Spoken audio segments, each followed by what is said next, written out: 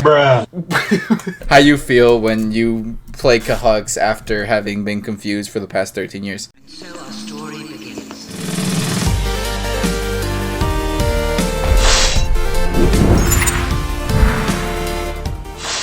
Hey, what is up, everyone? I'm Analyisis, aka Wolf, and welcome to our Kingdom Hearts Union Cross story talk. It's gonna be like a low-key recap, but just know this isn't an official recap. This is more so us recapping the important things that we found from the story, as well as just our reactions to it. And here we are. This is the next big story that I just had no idea what any of it was about.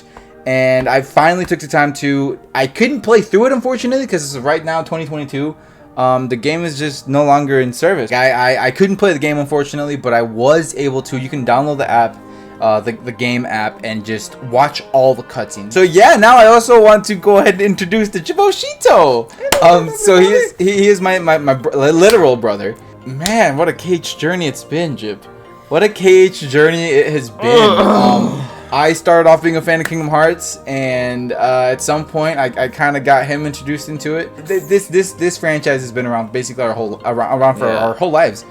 And Gabe got into it when he was a child. I got into it when I was like really. I literally played the first Kingdom Hearts game the first day, like when it got released. Like it's crazy. What really got me hooked on it was the whole Disney aspect when I was a kid, right? And the gameplay. So over the years, I was just playing all these different games, but I completely ignored all the story. I skipped all the cutscenes, and I just kind of didn't really care when I did my whole run up until Kingdom Hearts 3. Then I kind of tried watching, but I was so lost.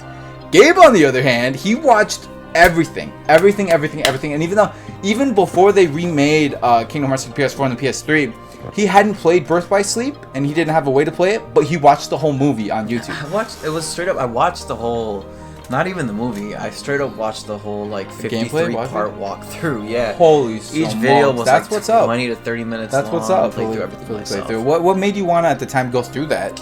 You're just into it. Honestly, you're just like, that's a great question. Like... I've thought back to myself, and I think I was just really curious of the story. I don't know. I think at this point I already knew who Cynical was. The Gamers Joint. Yeah. And that's dope. Once or twice back then, he mentioned something about Birth by Sleep. Like, you know, the way he makes his discussion videos, and he'll say something like, as you know, as we saw in Birth by Sleep, Ventus. And I was like, who's what? Whoa! What is all this? Who is this? Yep, so, just got caught up. Which, at that time. shout out to the Gamers Joint, because this dude, this turkey of a man has literally been like our guiding light in Kingdom Hearts. Like literally on top of him just, you know, being our Kingdom Hearts master, like he's just an amazing YouTuber. Like he's just an amazing person, and like it's crazy. And I'm so glad as of now he's uploading. Like he's on YouTube, so just happy to see him. Anyways, yeah, so but shout out to Everglow, because we're gonna be using kind of like his video to just go through the whole game. So I never really reviewed the gameplay portion, so this will count for that. I enjoyed the gameplay. It was the gacha aspect was fun. It was kind of addicting. I never ended up spending money in it. I think that especially by the time I got into the game, they reward you with a bunch of jewels. Just so many jewels. The jewels where you buy the little packs to get the medals, right? So basic, you know, explanation of the gameplay. You move around with your finger. Your character kind of runs around, and whenever you encounter a Heartless, it's kind of like turn-based, like he goes once, you goes once, he goes. You can use special moves which are the medals, and that's the gacha aspect. You collect medals, and the medals are the most exciting part because they're characters who you know throughout Kingdom Hearts, as well as you can level up your medals, so that's kind of addicting. The medals are some of the coolest moves that happen. Like it's like your special abilities, like your Fire, your Fire Raid, your Firaga Burst, all those moves, right? So I found it really enjoyable. Right now, the art style, I'm not usually a fan for some of these like chibi stuff. I think that's what it's called. This art style is like chibi. I'm not always the biggest fan, but I grew to really like it. And like the armor looks pretty dope. Like you can make characters look sick. My only downside to it, the only negative points I'd give to it, is the insane amount of grind, and there's something like 500 levels to complete. Like, and then you could 3-star all of them. So if you have an issue and you're a completionist like me, I would try and 3-star every single level. So it took me ages. ages to get through it, you know. So that's why I never was able to fully beat it. But I did play a lot of it, and I did really enjoy it. But and I even really enjoyed getting the coins. Yeah. Because then you unlock an outfit, and as you're unlocking the outfit, you spend the coins, and that's how you get a little bit more HP. Once you have them, it's fun. It's a little bit addicting to level everything up and just get strong. I like that the integrated part of the customization with like your HP. I like that you can level up your Keyblade, and your Keyblade goes from like a really basic thing to looking like this. Like like you could really level it up to look so freaking cool. Your character could look really cool. Like I was into it. It was a solid phone game. Again, comparing it to other phone games, I thought it was great. All right, are you ready to just kind of jump into it? So the game starts with you're just one of the Keybladers who was born during a time where there was five union leaders, right? And as at this point, at the very beginning, all you know is like you're a Keyblade wielder, you get to choose a union, and I mean that's basically it, right? All you know is you're supposed to collect Lux, which is light, and there's a whole bunch of other unions with other Keybladers all around. Keyblade, that's all we know, right? But the Chirithys were created by the Master of Masters, right? So you have like your union leaders, and their boss, right, is called the Master of Masters. Now the Master of Masters knows a lot, right? And basically he created these Chirithys to be, you know, so that each Keyblade wielder has a Chirithy, and they can then protect the Keyblade wielder, you know, be their partner, you know, have someone who they can just kind of like go on this journey with. Yes. Simple explanation, without getting too complicated yet. Okay, we're following. So everyone has a Chirithy. They're like your best little companion, but they kind of know stuff. And they kind of have their own purpose, because there's like this scene right here where you have two Chirithys talking, and it's like they're in the know of something and grandiose, they're more greater, you know, there's something bigger going on. Different Chirithys kind of like they each have their own personality, and they each kind of follow their own thing too, based off of their companion, and then their Keyblade wielder. But just kind of know that. So then finally, our main character meets this boy called Ephemer, right? He becomes like one of your like, you know, new friend that you made, but you become really attached to him. Yeah, you become like friends. Like I've noticed our character becomes like really attached to him. And our character gets really attached to him, and Ephemer starts to question some stuff. Yeah. Right? He somehow knows that all of these worlds that we're visiting, because again, as a Keyblade builder, you're expected to collect Lux in different worlds, right? Apparently, he knows somehow that all these worlds are illusions. They're not real. As to how he knows this, do we really know? We don't know yet. He just kind of tells us that secret. Yeah, he says that. I'm gonna tell you a secret. Like I'm gonna. So like I'm gathering information, trying to figure out how the whole thing works. But he kind of knows, right? I guess it's not fully explained. But my hunch is that the Book of Prophecies of the Photos is what's creating these holograms, which that's a fact. So again, the foretellers, who are the big bosses, the union leaders, they each have these books that contain a prophecy, which is what's just gonna happen with the world. But at the last page is written. Oh, the last page is whipped out. Ooh, this is why I want to do this with Jim. I didn't know that. The last page is whipped out. They freak out because the last page is missing, and they like don't know. They don't know how it's gonna end. And like fascinating. Ephemer and your main character become friends, and Ephemer is like, all right, we should go get one of these Book of Prophecies. We should go into, you know, the big castle where all the union leaders are, and let's see if we can gather some information. So he's like, tomorrow, you know, we're gonna go explore and figure out a way to sneak in there. So they end up successfully sneaking in there, right? Think about how much longer it would take us to enter the tower and find the room. It took them an entire day to really find, you know, the place. So they say, hey, how about we just meet tomorrow? And now that we know how to get in here, we'll just meet here in the morning and we'll go explore this place together. Perfect. So see you there. Wake up the next day, and they say, let's meet at the fountain, right? So our boy here, and character here, just kind of like waits all day. Don't be sad. When you're sad, it makes me sad too. He waits all day from Ephemer, never shows up. Big sad. Ooh. Big sad, and like again, your character's really kind of like offended by this. He's really, really hurt. Does your character eventually decide to go explore alone? Yes. So that's what happens. Yep. So because Ephemer just never showed up, he has a dream that Ephemer's telling him I'll be waiting for you. He has a dream that Ephemer's telling him that he's gonna be waiting for him in there. His Chirithy's like, don't go in there, you know, don't follow this dream. And he says, screw it, I'm gonna go find my friend. And that's where he runs into Master Ava. And Master Ava, why are you here? Because of Ephemer, because of a dream or whatever. Okay, yada yada yada. So he's trying to get in there. Get your goose yeeted by her. So this is the second most important part. So, and enter second main character. This is Skuld, okay? So you learn that Skuld is actually already was kind of best friends with Ephemer. Like they already knew each other. So you end up connecting with this girl because you both end up finding out like, oh, you know Ephemer, I know Ephemer. Why are you here? And she says, I had a dream right there, but then he showed up in my dream the other night and told me to find you. Ooh, so never mind. I guess Ephemer popped up in her dream and said, hey, go find this Keyblade wielder who I met. They both decided to go into the tower. They both decided to go explore this tower together. They make it into the foretellers chamber, which is like where all the foretellers usually meet. This is when Master Ava tells them, okay, yo, so I got something else to really quickly to fill you guys in on. Each of the foretellers have a specific task handed to them by the big boss, the Master of Masters. Yes. So we're not going to get into everyone's tasks. The one that's most important right now for this story is her task. Her task is to get a group of Keyblade wielders who are special, who she sees as special and have, I don't know, more light in them or something, like who she considers special, and to recruit them as dandelions. Now it's time to just tell them the whole goose, okay? We all know, and all the foretellers know, that there's going to be a big Keyblade War. Yes. Right? And this Keyblade War is going to, in essence, cause the destruction of not just Daybreak Town, but also going to cause all the worlds to separate. Because as you all remember, in Kingdom Hearts 1 and Kingdom Hearts 2, all the worlds are separated, and you have to fly through there with Gummy Ship. And Birth by Sleep, you have to put on the special armor to travel to different worlds. This was during a time where all the worlds were connected by light. Like everything was just connected. And hence why, when they were traveling to the different worlds in this game, and Ephemer's like, I think they're just illusions, it kind of makes sense because all those worlds that they were traveling to were future versions of those worlds. Yeah. It wasn't even like the world how it currently is. They were traveling to future versions of it through the Book of Prophecies.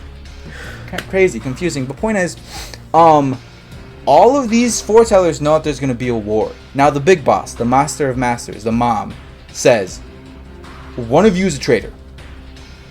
That's all I'm going to say. One of you is a traitor. So because he said that, all of them kind of start to get sus of each other. All the different union leaders start to become sus of each other. And they're like, well, who's the traitor? I think you're the traitor. So all the union leaders and their unions are trying desperately to collect the most amount of light because they don't want whoever the traitor is to get the most light and be able to defeat everyone, right? Master Ava's goal or task was get a group of Keyblade wielders you trust, you see the most light, the special ones. We are going to put those dandelions, those special Keyblade wielders, in a data town, and basically have them wipe their memory so that they have no idea that they're in a data town. Yeah, see, they're a special group of Keyblade wielders that will remain after the rest of us are gone. These are the dandelions. It was my role to put the dandelions together. So something important to note here. She got to choose this group of dandelions, except for 5 specific dandelions that are on a list that is given to her by the Master of Masters. I proceed to explain that. And the Master of Masters gives Master Ava a list with the name. So she didn't pick them. She got handed a list with the name of the 5 union leaders. And the Master of Masters circled one of the names and said, whoever's name is circled, you're actually going to give a copy of the Book of Prophecies to them. So they're going to be the only one who actually knows what goes down throughout this whole thing. Yes. Right? So I'm pretty sure they each get a book. They each get a book, but it's not the Book of Prophecies. They each get a book with their role. They each have their own book that says kind of like what their role is in the whole thing, but there's only one of them who actually receives the official Book of Prophecies. One thing that's really interesting here is our main character kind of doesn't want to join the dandelions. He tries to get recruited by Ava, and he says, I don't want to do that. I think I'm gonna stay and fight in the war, like I'm gonna try and like figure this out, but it doesn't sit right to me to just leave. So then these are the dandelions, right? There's Skuld's down, right? You're here to continue with your training for our mission. So then it finally happens. All the Keybladers kind of start to fight each other, and our Keyblade wielder, us, we notice this, right? And we kind of try to help, but here's the thing: all these other Keyblade wielders start to get paranoid about each other. They start to think, you guys are the traitors. No, you guys are the traitors. Basically, just know that's why this war kind of ensues. And let's settle this on the battlefield. Like, even the Union leaders, which is two other Union leaders, they get into it. I think the most important Union leader here is just Master Ava. From what I've gathered, like, for this main story, like, we don't know much about the other ones. Like, I don't even know their tasks. The only task who I truly, like, know all about is, and unless somewhere in the Disney fluff, it gets explained, you know, what happens, but in all the recaps that I've watched, it's just, like, not a thing. Like, it doesn't really matter. So this is it. This is how early it happens. The Keyblade War literally happens right here. So it happens, and here they are. The important part is the Keyblade War happens, right? And your character ends up getting beat. The crap gets beat out of him by all the Union leaders. And literally at the end, this guy comes in. So he just kind of starts fighting, and your dude basically is like, look at all those hearts, dude. Everyone dies. Everyone freaking dies, and you're the only one left, chilling there, half alive, half dead. And you even have the scene, I think your Chirithy tries to save you, but right before you're about to die, what is this? A bright light. And who comes in to save you? Skuld, your friend who you met earlier when you were trying to look for Ephemer. And you're like, bro, let's go. Skuld's here to save me. I'm so happy, Skuld. But here's where it gets real loosey-goosey for you. And you literally, this part's important because, like, one of the only scenes where you see your character cry. Ephemer comes in. Your super good friend, look, who you met at the beginning, you're like, bro, you're here. And you're like, bro, you broke your promise, man. You never showed up. Sorry about that. I had some important things. It's just like, I love this scene. This is when we're gonna do a little bit of a time jump. Now, at this point, Ephemer and Skuld already came from the data world. They've been hanging out there, and we're about to get filled in on what they've been up to, but point is, just know, they just came from the data world. That's why they weren't in the Keyblade War, and that's why they didn't die. And they literally saved you just in time before, you know, you were gonna die. So, oh, the whole Maleficent. Are you ready for me to just briefly explain this whole thing? Go for it. And again, please correct me if I'm wrong, alright? So, kind of explained this to Gabe the other day. This is one of the most confusing things. Maleficent comes in, and she came from the future. Right? So, remember that exact moment where Riku stabs, evil Riku, Ansem Riku, stabs Maleficent, and she gets turned into this dragon? Well, in that exact moment, that specific Keyblade, unlocked... Separated her heart from her body. Separated her heart from her body.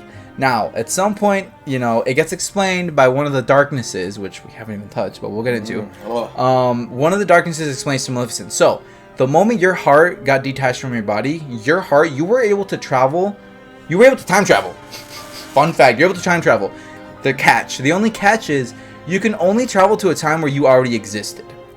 So she decides to go back to a time during the Enchanted Dominion, back Birth by Sleep times. And again, we even remember, like, in Birth by Sleep, she's already talking about the Seven Princes of Heart, and she's like, I just want to do over. I want to try and do it all again. She fast travels back to the past, right? She gets back to that point, and she gets defeated by you in KHUx. She gets defeated by your character, and then you have the scene where she's like, oh my god, like, I can't believe I got defeated again. And that's where the darkness explains to her, like, you fell into the Master of Masters trap. She's like, what are you talking about? You actually didn't come back to your intended time. You came back to this illusion world, that this data world that the Master of Masters created through the Book of Prophecies. I know, confusing. And you're kind of stuck here.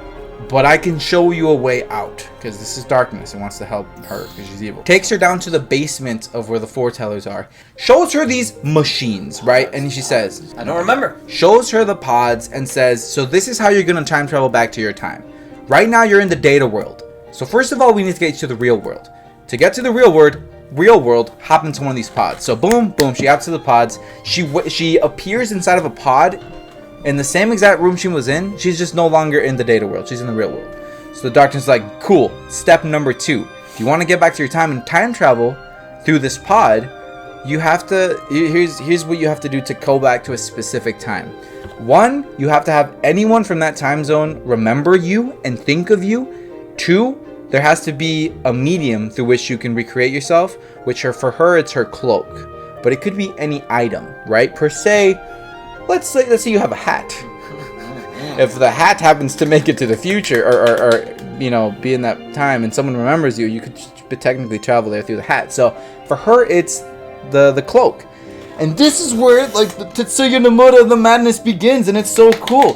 In Kingdom Hearts 2, all the old fairies with the 3 different colors who help Sora get his new outfit in Kingdom Hearts 2 remember Maleficent when they see the crow and the cloak. The crow comes in and flies with the cloak, and in that moment, they all think of her and I remember who she was.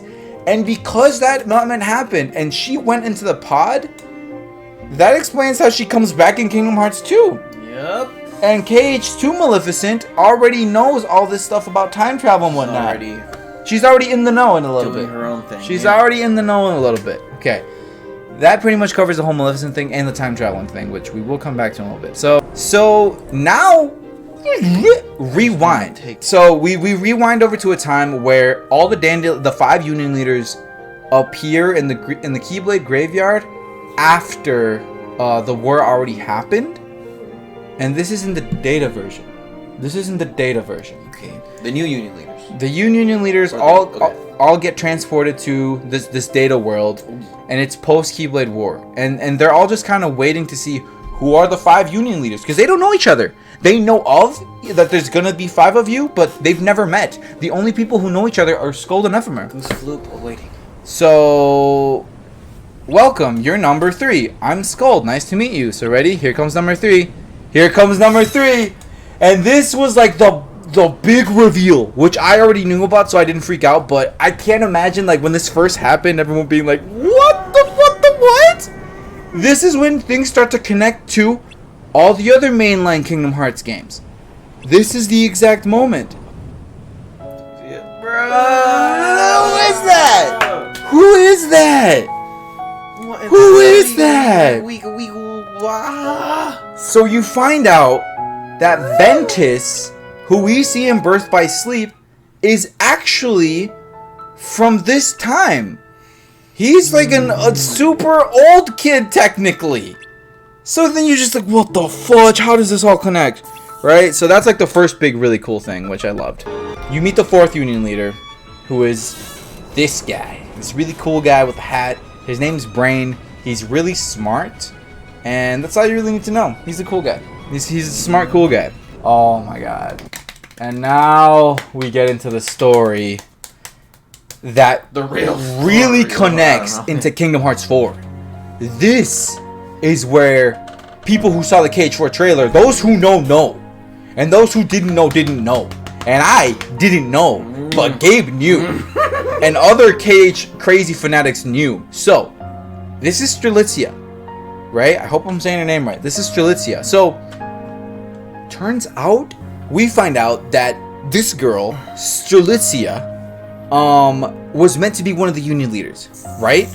And you're kind of confused. So at this point, you haven't seen all the Union leaders, so you're like, okay, cool. So she's gonna end up popping up, right? She's gonna be one of the next people who they're waiting for, because at this point, only four of them have been revealed. There's still one more. There's one more left. So you're like, all right, bet. So you also find out that she's kind of like,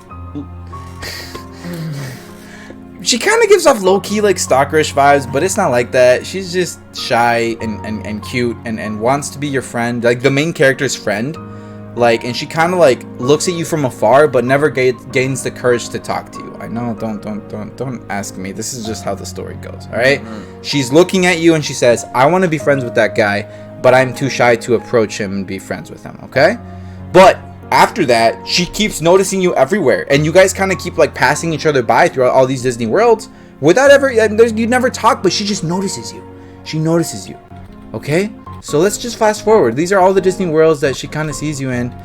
And, you know, she gets confronted by Master Ava and says, "Yo, I want you to be one of my Union leaders. You are one of the Union leaders. Here's your copy of the book.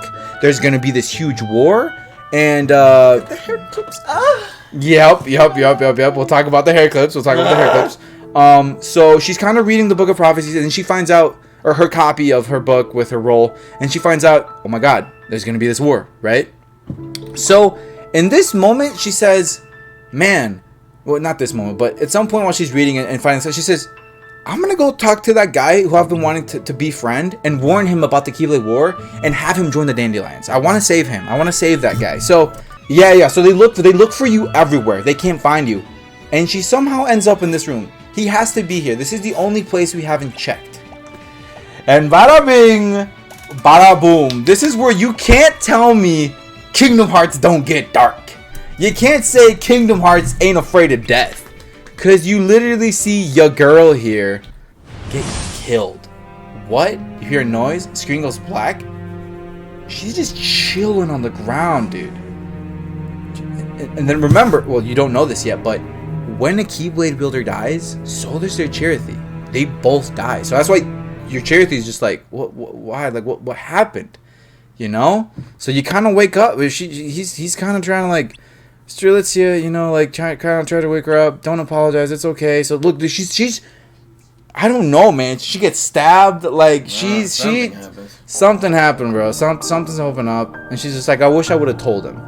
They're about to step out into the light, and you can see the Chirithy's kind of fading away there, which is a little sus, but it's literally fading away, and she cries. If I had the courage to talk to him before, and she fades away, and here it is. You see her heart. This is her dying. This is her dead. A few days later. But then she appears in Kingdom Hearts 4's trailer. And that's the big thing. Now, a little bit of Tetsuya Nomura Madness. Gabe, can you tell them the thing about the... Wait, they don't know about Lauriam yet. Yeah, we can get to that. That was really loud. It didn't hurt, it was just loud. That looked really painful. No, I didn't feel it. It was just loud, but it didn't. That's kind of how I'm going to start the video. I'm just laughing. So yeah, no more on that. How you feel when you play KHUx after having been confused for the past 13 years. Alright, so anyways, she dies, right? Strelitzia dies. And you get... Strelitzia dies.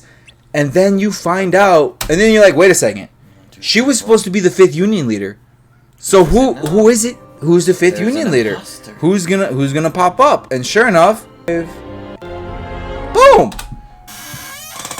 This person is familiar to me. Another very particular character that looks a little bit familiar. If you've played Kingdom Hearts Rechain of Memories, if you've seen the intro to Kingdom Hearts 2, or if you've played Kingdom Hearts 2 Final Mix and you played the Secret Battles. This is freaking Marluxia, except here, he's Lauriam, okay? He's Lauriam, so I'm not even going to flip a geese. Again, this isn't a recap. You find out Strelitzia is Lauriam's sister. So you're kind of like, alright, well... Lauriam is really concerned about his sister. So your mind doesn't even travel towards, oh, did he kill his sister? Because you can clearly tell this guy's looking for his sister. But nobody knows that she's supposed to be the 5th Union leader. All he knows is that she's supposed to be a dandelion. And, you know, that she's not here. And he kind of starts panicking, right? Oh my god, this is when the story really got good for me. This is when I was like, oh my god. Something to note. As Lauriam's not even here because he's looking for his sister, the 5 Union leaders find out, oh my god, we're in a data world. They start to see some glitches, and they just somehow figure out like that their memory got wiped. That all they know is that they're supposed to be the 5 Union leaders, but they don't know that they're not in the real world. So they kind of start to figure things out. They kind of start to like figure out that they're not in the real place. So again, this is Lauriam looking for his sister. Runs into this chick. Who in the mother freaking kahunas is her? It's kind of like, I also may have seen her before in Rechain of Memory / Kingdom Hearts 2 / Kingdom Hearts Final Mix. So you see Larxene, except here her name is not Larxene, her name is... Elrena. That's awesome. Good job, Jib, for knowing that. So, Elrena used to know Strelitzia.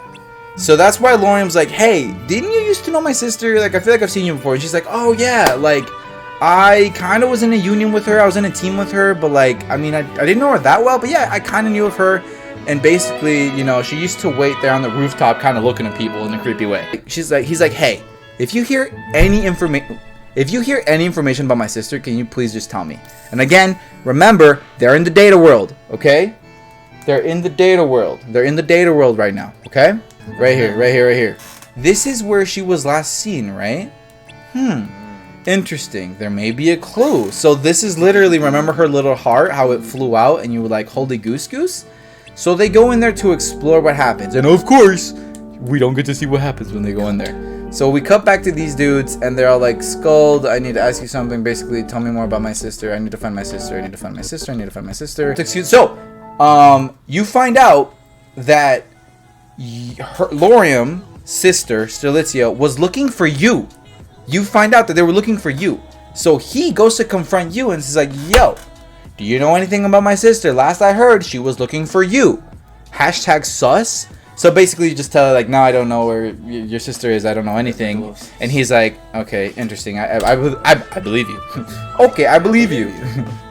So she's like, yo, I went in there and this is what happened. So we have a flashback as to what happens when she goes in there. They walk in.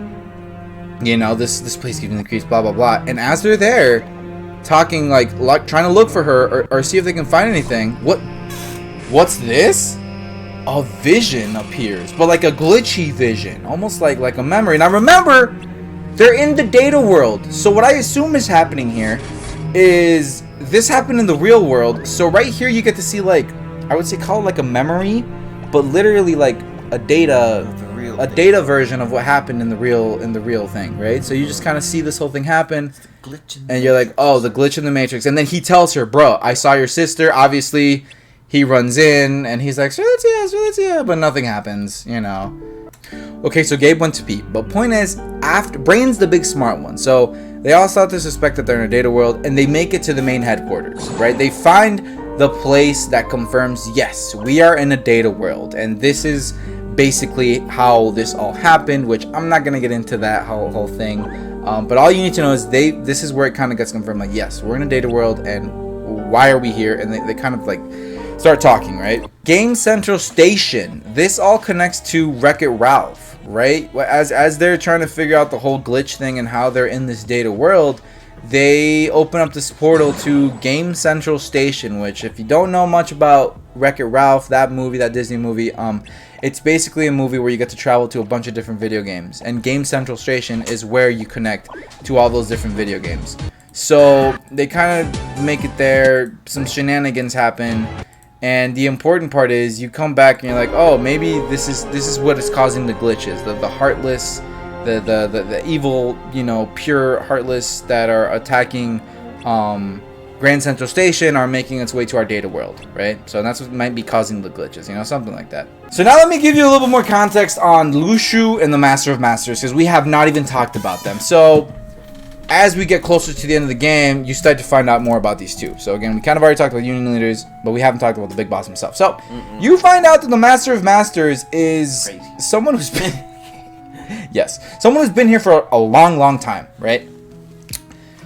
Basically, as a child, he was part of the time when there was only light in the world. And as the way that he explains it, he said, during my time there was only light, and then people started to get greedy with the light, and darkness was created because people just wanted a lot of light. And because they kind of started to fight over the light, darkness was created.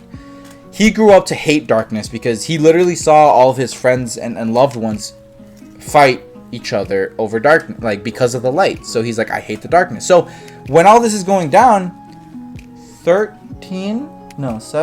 How many darknesses were created? Do you remember these? Oh, 13 darknesses. There we go. 7 lights. So 13 darknesses were created, and 7 lights were created. Yes. Now, what are these darknesses? They are literally blobs of darkness. They don't have a shape. They don't have a form. You can't kill it. It can't be destroyed. It is just darkness, and there's 13 of them.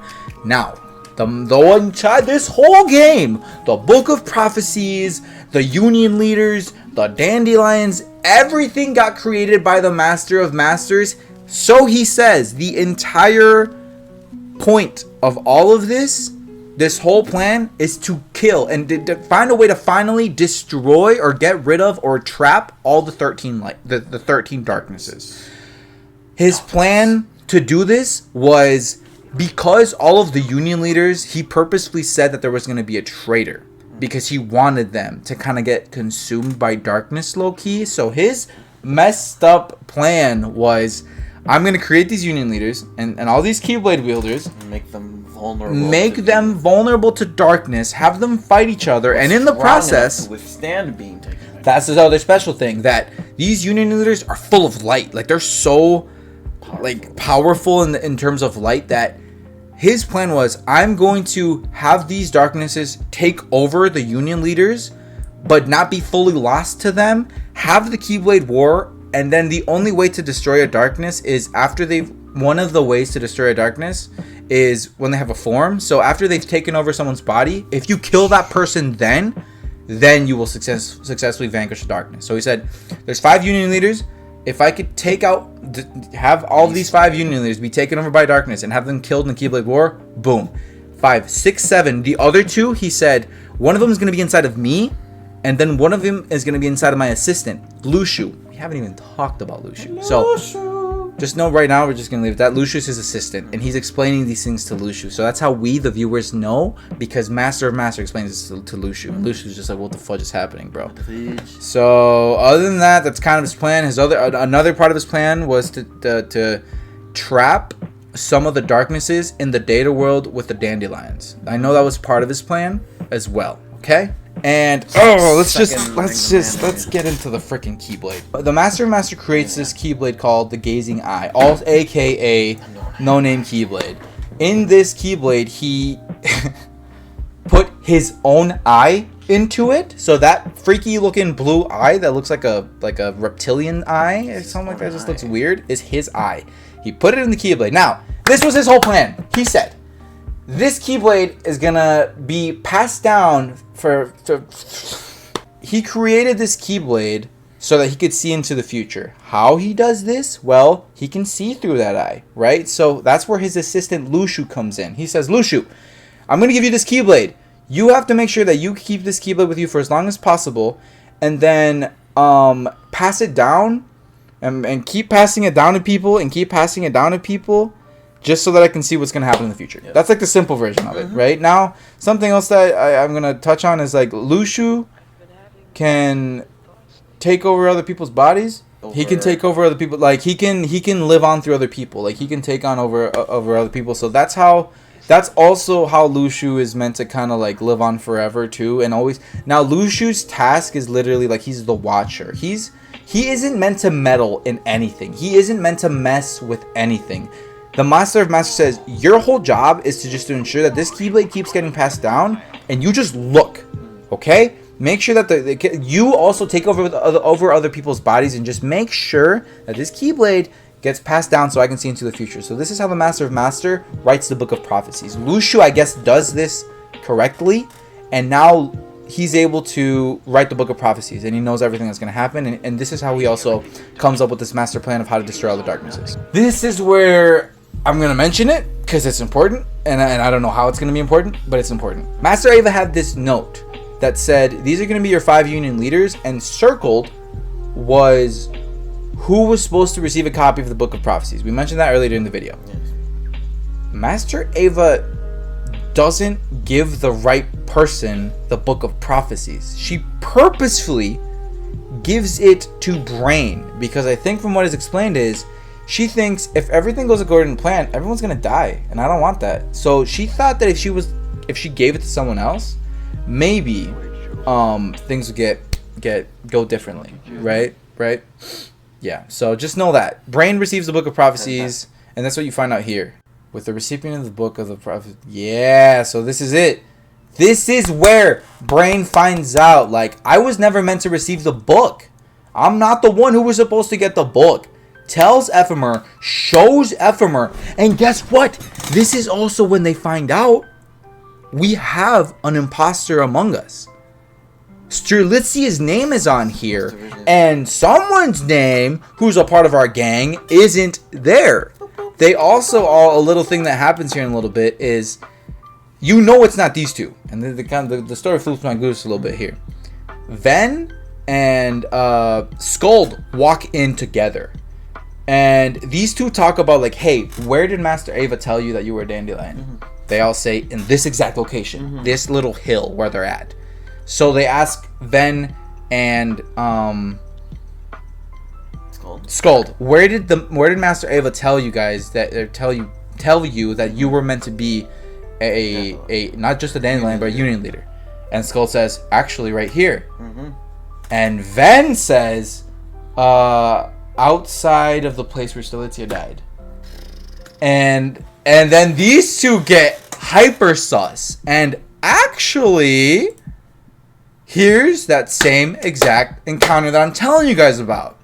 Who told you that you were the chosen one, that you were chosen to be a Union leader? Master Ava. They kind of get into that. And Ven, poor Ven, sincerely doesn't know what's going on. Brain literally goes up to Ven and says, dude, Ven, your name isn't on the list. It's cold. Like, you're not on the... And of course, the game being the game, that's it. Cuts you off, takes you over to see more of her, which again, you already know her full story, so we're to 7. So this is the first teletransportation, where right now she's in the data world, so before she goes into the data world, Lauriam, yeah, all you have to know is that Lauriam gets beat up by her. They're all kind of like, Ven, like, don't worry, like, we don't think you're a traitor, like, we don't know what's happening, man, but like, I feel bad. And Ven genuinely is just like, just as confused as them. They're like, bro, I swear to you, Master Ava told me these things. So they're just trying to figure it out, like, what's going on, my peeps. So these two people like fight, right? And then these two, they're still trying to figure out. This is when the story got really good, and I was like, I'm about to just finish this tonight. So, oh my god, here's where the next big thing gets explained or teased at. This is when Ven tells him exactly what happened, as far as his memories go. That day, I went to the abandoned house, like Master Ava said. He goes in there, Master Ava, hello, you're not here, Master Ava. And then, maybe this is the wrong place. Oh, exclamation mark? So he can't really remember. The next thing he remembers is just him walking out of the house. That's all he remembers. Ah, here it is. This is it. We get to rewatch the scene, and now we get to see exactly what happened. And guess what, everyone? You get to see Ven chilling in the corner, and darkness comes out of him and yeets him. Pick that up. So that's not Ven. That's the darkness talking to Ven. So you find out Ven killed Strelitzia, but it wasn't really Ven. It was Ven taken over by one of the darknesses. So this is all part of the plan, and it's also kind of ruining the Master of Masters' plan, because now one of the Dandelions is dead, and this guy, why Ven? Why was Ven taken over by the darkness? Why did he kill Strelitzia? So then he walks out, and guess what happens? Remember how Ven remembered walking out with Master Ava? Hello? The darkness takes the form of Master Ava. Like, just for this scene. I'm not saying Master Ava was the darkness the whole time. Just remember that, like... So he's like, oh my god. He's like, oh my god, I killed Strelitzia. I was never meant to be a part of this. There's darkness inside of me. I was so hyped for these moments, too. I was into the story. You're just fast clicking. Like, literally Lauriam joins the gang, and it's beat up. They're just like, yo, Marluxia, what's happening? Why are you hurt? In comes Ven after having his dream. It's my fault. Explain yourself. Like, it's on Ven, bro. I'm sorry, Lauriam. I'm responsible for what happened to her. And everyone's like, yo, like, stop. What are you doing? And one of the most violent parts of the game is about to come up. What did you do to my sister? And Ven just kind of starts, like, low-key freaking out. You know, they're like, yo, get off of him, bro. Like, dude, tell me what you did to my... What did you do to my sister? And then look right here. Brain tries to, like, stop him. Stay out of this, bro. Straight up, they started fighting, and literally Ephemer has to step in to try and protect Ven from this whole thing, and Ven's just taken over by the darkness. He's like trying to explain himself. Boom, this is it. This is the big moment where the darkness comes out and explains everything to them. Ha ha ha! I took over Ven. I killed him. I just wanna just know that the darkness's plan is to spread. What's the point of 13 Darknesses? They're like, we just want to, we don't have any other goal. We just want to spread. We don't have thoughts. We don't have feelings. We don't have anything. Our whole plan is to just spread. Darkness. We are darkness. The box. We're almost done, I swear to y'all. We're not. The Master of Masters gives Luxu a box and says, bruh, here's this box. Don't open it. Don't lose it. Don't anything it. I'm not gonna tell you what's inside. And then he does. And then he does. We don't know. We don't know what it is. He's just fine. I'll tell you. And he sneaks in. And he's like, why? Bruh. Why was that? Why is that in there? And he's that? like, just when it happens, open it, and like that's what's in there. Okay. So we They're come into fighting this off the encounter. darkness. They're all trying to fight it, but you literally can't kill darkness, bro. Like the darkness is immortal. So they all kind of get zoinked. Oh yeah. So in this moment, right there, look at your boy's Keyblade. It had been a big secret, and everyone was wondering, what does Brain's Keyblade look like? So I'm zooming into it right now. Like, whose Keyblade is that? That's the Keyblade that got passed down to Aqua by Eraqus, and Eraqus says this Keyblade is special. This Keyblade is called the Master's Defender, and it's like this special Keyblade that kind of gets handed down. Oh, we're about to get into some theories. And yeah, you know, it's just you find out that he has a Keyblade, and just all these things are going through your mind. All these things are going through your mind. And just on the off chance that I don't end up making a video on this, but I really do want to make a video on this. This is where I think Eraqus is either Brain or is a descendant I think he's of a descendant. Brain. I don't think he's. I think you're right. I think you're right. I think he's a descendant of Brains because especially in some cutscenes in Birth by Sleep where they just zoom into his face, like he's also got like the same colored eyes, the same colored hair, and he has the Keyblade, bro. So like. Yeah, watch his young version of him too. Oh, it's nutty, See dude. his young version in KH3, he really looks It's- a bit more like. Wait, you see? In KH3, you see some scenes of young Eraqus and young. Oh, Xehanort so it's not talking. Brain. You're right. It can't be It's Brain. not. Yeah, it's A descendant, it's though, a maybe. descendant. Yeah. Anyway, Shade so of it. blah blah blah blah blah. You find out. So that's just more cool speculation. But we get to this part right here. Literally a glitch in the Matrix. Haha! I'm here now, guys. Remember, everyone has darkness and light inside of them. Everyone, except in this moment, Ven has 0 darkness inside of him. All of the darkness that he had, literally, when the darkness left his body, left him. So as of right now, Ven is pure light. So he gets up and he tells him, like, guys, like, the only way to take care of this darkness, if you're pure darkness, and that makes me pure light. You know? If you use me to reshape yourself, then I can reshape you again. And you know, his friends step in like, no, bro, like don't do it, man. Look at his I true know, I Keyblade. know, it's so hype. Your boy here is about to sacrifice himself, and everyone's trying to stop him, but guess what? He ends up jumping in there, and that's the last we see of him. Now we cut into, once again, ooh, this scene, which I thought connected to Melody of Memories, but I guess not after I saw some stuff with Gabe. But all you need to know is the Master of Masters has someone in there. This someone is known as the True Dandellion. The Master of Masters puts the True Dandellion into this machine and sends them into the future. Sorry. That's all we know. And he's like, this person who I have with me right now, what is that? A seed of light to be planted in the future. No, wait. The True Dandellion. That's the thing that I was trying to tell you. I actually think, and I remember watching like some of the Keykeeper's discussion videos, thinking it might be Strelitzia, because of the scene that she appears in Lauriam's stream, wearing that white cloak as well. Could be. She appears in the future in Quadratum. She does. So it could be Strelitzia. Is you know. It could be. Yeah. Yeah. But who knows? That's the thing that we're nobody knows. This is one of the mysteries that is gonna get explained later. But right now, hopefully KH4. We have no clue. Fast forward. Remember how Ven yeeted himself over to the darkness? Well, now this is the very next scene from that. They're all standing outside the room, and this is the part that you were confused on because you thought he disappeared, but he doesn't disappear. Ven is just passed out, and Lauriam's like, I know it's not your fault. I just needed someone to blame. Blah blah blah. Essentially forgiving Ven, and then you see the ghost of Strelitzia saying, "Brother, let go of that anger, that sadness. Like, just let go of it, bro. Like, what happened to my kind and loving brother? And he's like, what? And obviously it was a ghost. So it's nutty. It's nutty. So, hello? What are you doing here, girl? She's like, yo, well, I thought you should know. I found out some more stuff about your sister. You know, all you see is a Master of Masters. So that's why people think she's a True Dandellion. But why is she knocked out? I don't know. So anyways, they show her face again, right? Yeah.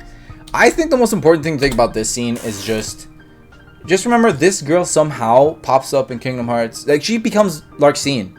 So this is just, in my opinion, a way for them to include her in this, because this is how she somehow gets sent to the future later. Watch. So they're all still trying to figure out, we're in this data world. How do we get out of it? Oh, and then Lauriam knows about the secret room because he saw he fought Maleficent, and Maleficent kind of explained a little bit. So they get out to this data room, and look, he's carrying Ventus. Like, it's past the fudge out. But you have your character, Brain, Skuld, Ephemer, Larxene, and Marluxia, whatever. So the evil fairy took the 7th one. But there are 7 of us. So this is where they all kind of figure out what the heck's happening. So they're like, we're in this data world, we got to get out. This is when they have to start making these decisions. We don't have enough pots for everyone. How are we going to take all the other dandelions out there? And what's the plan from here? What's the move? How do we get out of this messed up situation? So, again, we're going to have to pick up the pace here a little bit. But this is where things get really good. We're the ones responsible for this whole situation. Why does Larxene get to go into the future? So you, Ven, and Everglow should go. So the Union leaders say, this is our fault. So why does our character get to go? Because the Union leaders feel guilty. Why does Larxene get to go? Because the Union leaders feel guilty. Why does Ven get to go? He was never meant to be a part of this, and he's knocked out, so he has no say.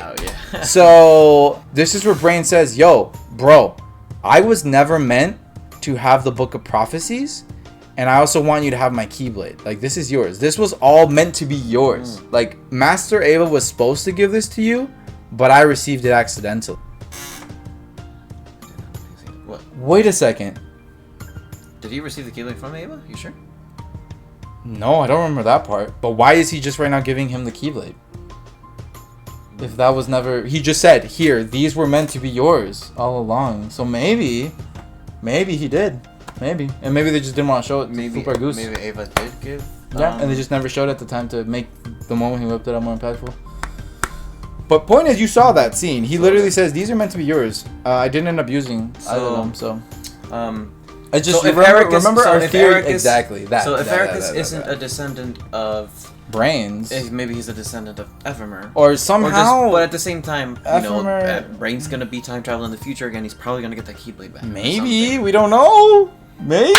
All right. So Ephemer was the one who was meant. He had his name circled. Ephemer was the one to receive this thing all along, right? So.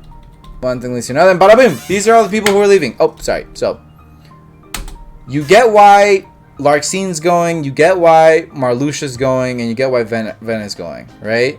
The reason why I'm pausing here is because notice Brain's going. So, the reason why Brain is going is saying, I'm going to go with them to figure out how I can bring both of you out, all 3 of you later. Like, I want to figure out a way. Brain saying, the only reason I'm going is because in the real world, I'm going to figure out a way to save everyone in the data world. That's why he's going, right? And these other 3 are going because they really have no other use there, you know. So they're like, you guys get out of here, go be safe, go to the real world, don't stay here. So now, did you see that? Now they're in the real world. Remember, those pods take you from data world to real world. Then if you use it in the real world, you time travel. So this is where things get really goosey, loosey, juicy, bro. These 3 don't have a medium in the future. These 3 don't have any memory. Don't have anyone in the future who remembers them. So they basically are like, if you guys go into the future, we don't know where you're going to end up. You could end up completely scattered, completely different timelines, and we're just not going to know what happens. Right? As far as my understanding, I could be completely wrong. If I'm wrong, please comment down below. But as far as my understanding, that's what's going on here. They don't have a medium. They don't have memories. So they're just gonna get yeeted into the future, but it's gonna keep them safe. I just think that's crazy.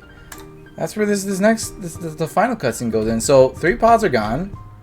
These 3 are still in the data world, right? Yeah, these 3 are still in the data world, and Brain's trying to figure it out, you know. And then look how many darknesses are here. 4 darknesses are here. So it kind of makes you think, oh, Master's plan to keep the darkness trapped in this data world is low-key working. Yeah. Because these darknesses aren't going to be able to get out of this world unless they use the pod. And how are they going to use the pod? They have to take over a body. Yep. So they have this whole encounter, and wait a second. You find out that your character is taken over by a darkness. And you're like, fudge. Okay, look, straight up smacked Skuld, bro. Elbowed. She straight up gets smacked in the freaking face. So Ephemer is like, nah, dude, no, this sucks. And look, he literally beats, you're like, he's taken over by the darkness.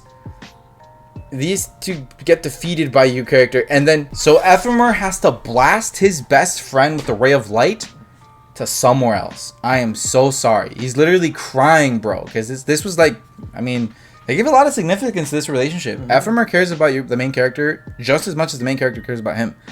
So blast him over to who knows where, and then this is where Brain finds out you have from Luxu.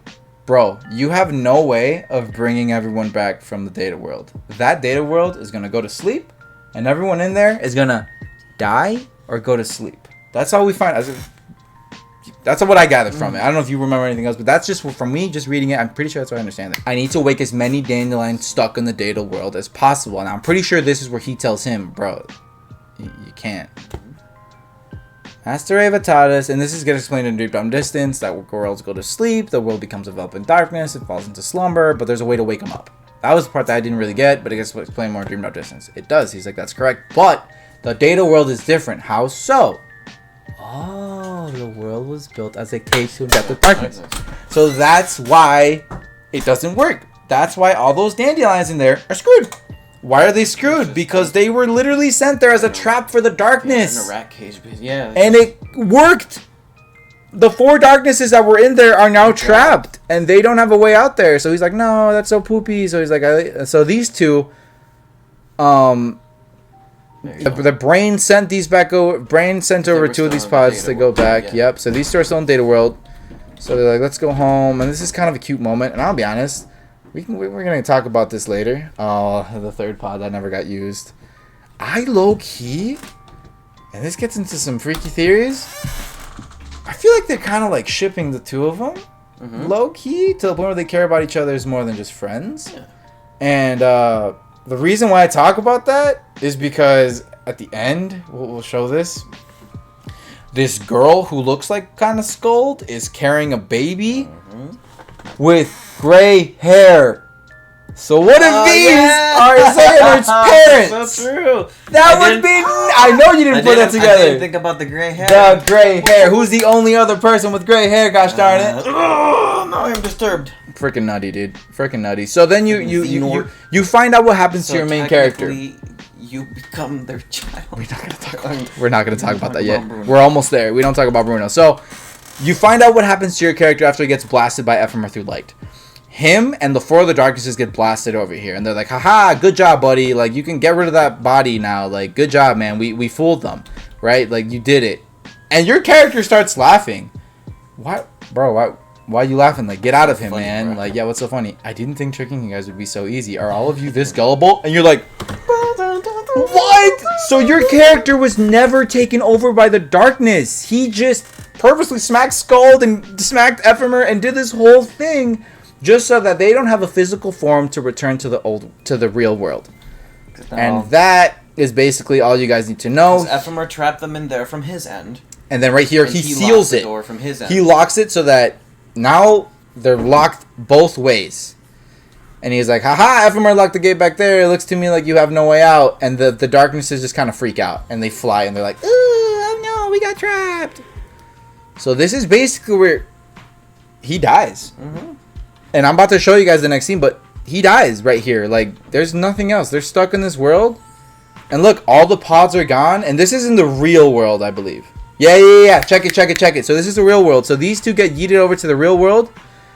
They all made it out, thank goodness. Hey, let's go check out what the real world looks like now. Oh, wait a second. Holy crap, it's all going to crap. It's almost like the world that used to be connected is now being... All the different worlds are being separated and everything's going to heck. Well, let's get out of here. I'm going to the future. Oh, yeah, we should talk about that. of fiction, the world of fiction. So in this conversation, the darkness and the Master of Masters are talking, and the Master of Masters literally talks about unreality, and he talks about this world that isn't made of light nor darkness. It's just neither of those exist. A world of fiction of sorts. a world of fiction, and that's word for word what he says. And a place where voices and sight can't reach. A blank world. The blank part, I think, was supposed to be unreality or something like that, but at the time of this game being made, they were just like, we're not going to tell you. We're just like, it's meant to be this blank world. So that's all I'm going to say, because there's a cutscene with the Master of Masters like doing the heart shape right when he's in Quadratum, so you know he's there, so you know this was all part of the Master of Masters. It's a real moon, and he's from the world where the moon is. And you know that's what proves, like, bro, this was his plan all along. Like, somehow with Sora ending up there, this was his plan all along. How did he find out about this fiction world, man? Oh my so these two say, let's screw it. This is about to get destroyed. Let's go into the future. And he's like, oh, I'm so happy that, I'm not alone through all this, the Skuld, and it's so cute. And they're like, oh, Sake. So then he has memories of his best friend, and he feels sad. And this is the big goose that makes everyone cry about Dream Eaters. So this is when you find out that all the Keyblade wielders who went to sleep or died during the Keyblade War have a choice. This is what the Chirithy says. Alright, bro. So you got two options, man. Whenever you die, as your Chirithy, we can like bond together, and we can create this thing that's called a Dream Eater, which is just the literal things that we see in Kingdom Hearts 3 protects your heart. It protects your heart. When you fall asleep, we become your protectors. There we go. So basically, your heart will be encapsulated by your Chirithy, right? So this is where he says, yo, you got a choice. You can either let yourself go to sleep, and you and I will become infused, and I will protect your heart for the rest, and you'll still be there, but just in that. Or, option 2, reincarnation. The Chirithy goes on to explain, you can choose not to do that, and your heart will melt into another one. What does that even mean? That literally is just another word for reincarnation. Like, you will just melt into a new one. Because then, the reason why we can suppose this is because right after he says that, hello? Cutscene? Your character has a glimpse into the future.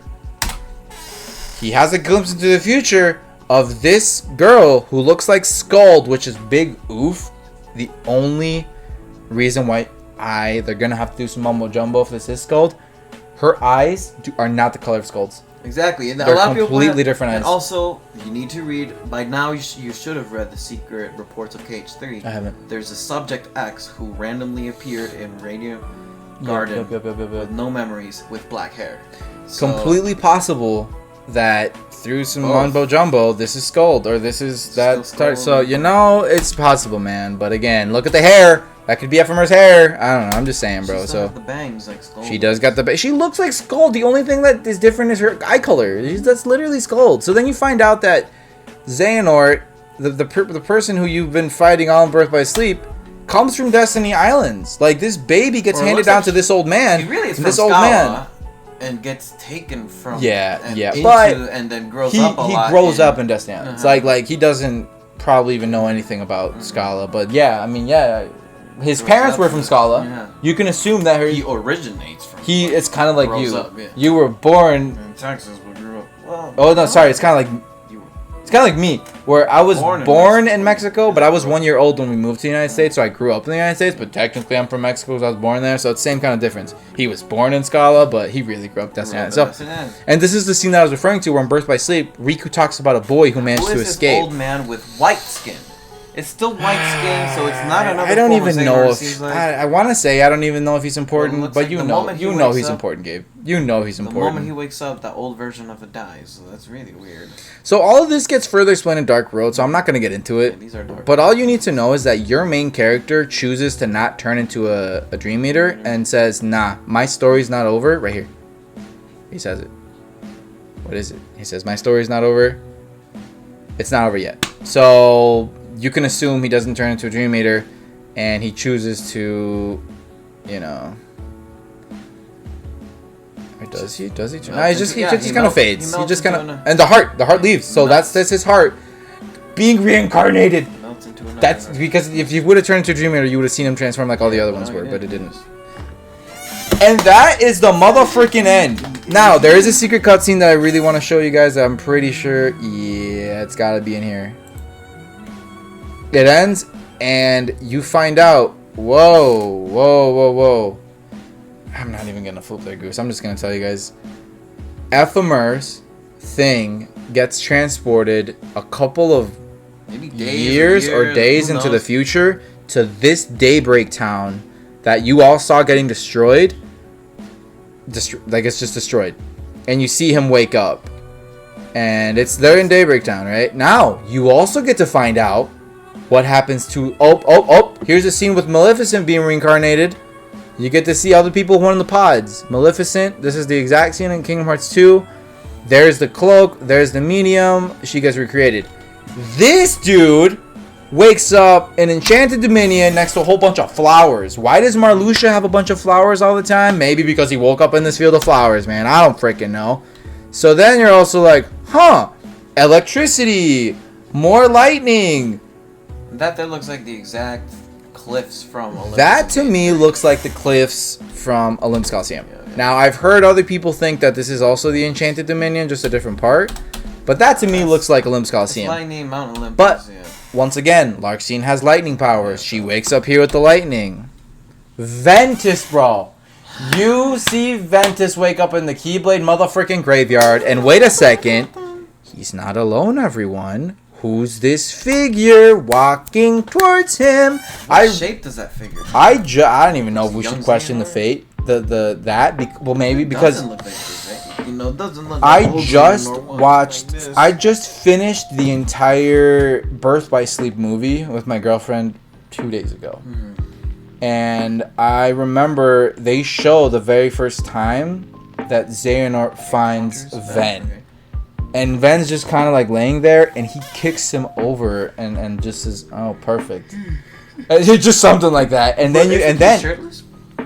No, he's not shirtless. Like, it's just him like that. Yeah, no, but that maybe he's just in his that's in KH. That's at the beginning of Real Estate, but okay. Separate video. But anyways, they explain making shirts. They'll probably explain that. But what if he's the True Dandellion? What the balls? That's impossible. No, what the? No, it's impossible. It's impossible. Because he appears in white. Yeah, it's impossible. But I know. But he's here, so that's not possible. I'm not sure about that. Oh no! Get out of here! I don't know. Anyways, IRDK. Anyways, so you see he wakes up here, and in Birth by Sleep from the movie that I just watched, the whole premise of that is Xehanort wants to extract the darkness that is within Ven, which is the same darkness from the time in the past, and you find out that's Vanitas. Like, the extracted dark is Vanitas, and what does Vanitas do? He creates the Unversed, and that's how that whole thing. So that's a whole separate video. But yeah, man, that was just nutty. That's basically it. That literally, guys. And then you just get to see Luxu walking with the freaking box. Now, one other big reveal. I haven't seen the movie yet, but in the movie, the remastered cutscenes, you find out Luxu is Xigbar. In KH3. It's just a KH3 secret ending. Oh, really? It doesn't have to do. It's not in the movie. Oh, perfect. So we're not going to talk about that. Oh no! There's this whole scene. Do you not remember this? I forgot about this. I so forgot. All right, everyone. So remember when Gabe and I were... And he has the Keyblade. It's Luxu. Remember when Gabe and I were talking about when Luxu is explaining to Brain, like, you can't get your friends back. Like, maybe you can bring them, but just know all those other people you want to bring back, you can't. That is the last we see of Brain and Luxu. And then what's the next thing we see? This. So Gabe and I and everyone else can assume Luxu took over his body. And guess what? Luxu doesn't have his hat anymore. Or Brain doesn't have his hat. What's up with that? What's up with that? And he's got the box. This is Luxu. But then there's one more scene, everyone. Boom. You see this? And then, what is this? Brain wakes up. So it makes you kind of think, wait, did Brain wake up here? Maybe the cutscene we saw is in the future? Because I think this is when Brain wakes up. Because guess what, guys? Brain wakes up. Where am I? Random guy who's narrating in Kingdom Hearts 4 says, yo, we've been waiting for you, bro. Here's your hat back. I gotta fill you in on some shiz. Right? Gets his hat. Who are you? Could you give me a moment and I'm gonna fill you in? Talks to the like romp station. And this is where Missing Link is gonna pick up. Okay, so something that I just thought of as I'm editing this video and watching this over again. You know, you see the scene with Luxu have taken control over Brain. And then you see this second, you know, this part where I assume now that this is actually after Luxu already took over Brain. So here's my theory. My theory is that Luxu takes over Brain, does some mumbo jumbo, does some shenanigans, and remember when you see Luxu or when you see Brain as Luxu, he doesn't have his hat. So my assumption is Luxu does some shenanigans as Brain, then leaves the hat with Sigurd, then puts Brain into the pod to get teleported into the future. And that's where we pick up. Before Luxu sends Brain into the future, he stops controlling him. He basically like leaves his body or whatever. Then he sends Brain into the future, and now that is when this is happening. And I think Luxu somehow was in cahoots with Sigurd, and because they're in cahoots, you know, Luxu's probably the one who gives Sigurd the hat, and now the hat is a potential medium for Brain to travel to that time, as well as Sigurd could just remember Brain in that moment or something if he already met Luxu when he was Brain. I know.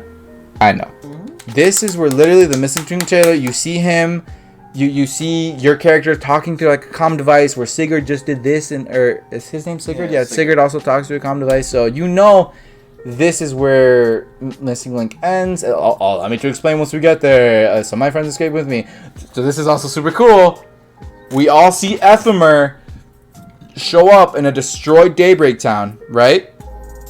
They're talking about like, oh, how was this world built? Where am I? Like, what is this? And this kind of tugged at the heartstrings a little bit. This is pretty cool. He sees a statue, and he's like, oh my god, what is it? What is that?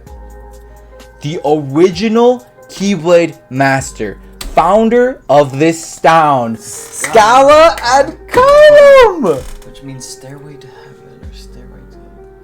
And it's your boy Ephemer, bro. Keyblade is holding their Master Defender, yeah, right? Does that look like the handle of it is, yeah. He says, I know he was a good friend. Oh, I love that. Yeah, it's Master's Defender. Oh, that's so beautiful, man. And that's the that is the true ending. That is the true ending. That is the true ending. That is the true ending. Well, Gabe, what a goose. I really appreciate you coming on this journey with me. Well, of course, I'm happy to always be able to recap. Because more things come to light every time you recap, and it's just like, this really was just a huge recap. Mm-hmm. I wanted to we did get to talk about the crazy stuff. Theories, yeah, but still. But is there anything else that like, really, because you said you still want to see this yourself, but you need to. So here's KH3. Watch the secret ending of KH3. Here's the plan. See some poopy pants. Here's the plan, guys. I'm gonna stream Kingdom Hearts 2, Kingdom Hearts Birth by Sleep, Kingdom Hearts 3, Kingdom Hearts Dream Drop Distance. I'm not in that particular order. But what I'm going to do is, as I'm playing through those games, I'm going to try and see, like, kind of like when I watched Birth by Sleep with Sadie, how many things can I pick up that I wouldn't know because of this? Again, as far as I know, the only thing that I'm also going to, once the update comes out, I'm going to play through all Dark Road. There's a scene in KH3 that you'll be like, oh my god. So, wow. So, alright, everyone. I hope that kind of served to y'all as a recap. I've given advice as to whether, like, you know, you should watch a recap or you should just read it yourself. In terms of it being like worth it, because again, with Rechain of Memories, I think the reason you should watch it is to get attached to the characters, not for understanding's sake. You could understand it by getting a recap, but you really need to watch it to get attached. With 358/2, I said you should watch it to become attached to the characters, and because you're gonna have no clue what's going on if you hear just like a recap. You're gonna be so confused. Which, when you watch the 2 hours and 30 minutes, they do it in a slow way that it clicks, and you're like, I completely understand what happened there. This one, I think just understand it. At least you can't. Like you'll get the gist, but everything will slip out of your mind from the other ear. That's the issue. I think that's the big issue with this. To slowly digest. I think they have two options. I think they can do what I did, which was, it took me like a week. I read every day for like a little bit at night, and it took me like a week to read the whole thing. So that's one option to fully grasp it. Option 2 is watch these recap videos like 4, 5, 6 different times. Yeah. Like, watch it once, try and digest it, wait a couple weeks, watch someone else's, try and digest it, wait a couple weeks, and watch it again, man. Because as long you just need the info in there, and you will not be able to absorb it all by watching one video once. I promise you, unless you're just really built different. But that's my biggest advice. So yeah, yo, this is probably going to be the longest video that I've made. I mean, again, Rechain was like 30 minutes. 358 was 40 minutes. I hope this doesn't break the hour mark, but if it does, so be it. Like, I'm just going to include us talking about the story and us talking and getting hype. So this is just my journey with Kingdom Hearts, digesting the story, and Jib's been along on this journey with me. So sheesh, I'm excited to do this after I've played KH3, and hopefully we can just talk about that and get super hype. Let's freaking go. Alright everyone, well, that's going to do it for this video. So thank you all so much for watching. If you're watching this, I don't have to say that, obviously you're watching on YouTube. Don't forget to leave a like, don't forget to leave a comment, and do not forget to subscribe. They're one of those amazing YouTube families out here. And on that note, I love you, Wolfpack. Jib, do you have anything else to say to beautiful people before we clock out? Drink water, kids. And on that note, we love you, Wolfpack, and we will see you all next time.